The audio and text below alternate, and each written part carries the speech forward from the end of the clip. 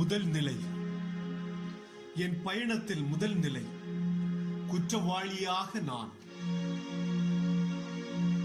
தீர்ப்பிடாதீர்கள், நீங்களும் தீர்ப்புக்குள்ளாக மாட்டீர்கள். பெண்ணே, நானும் தீர்ப்பிடேன்.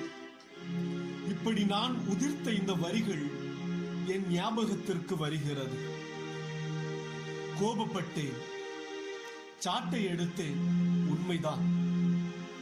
நீதி சாயும் போது ஜோதி ஏற்ற விளைந்தேன், உண்மைதான்.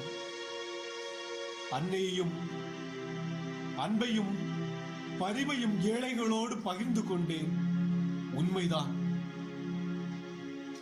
ஆனால் என்னவோ தெரியவில்லை, இன்று தீர்ப்புக்காக நிறுத்தப்பட்டிருக்கிறேன். குற்றவாளி என்ற பெயரோடு இங்கே நிற்கும் போது என்னை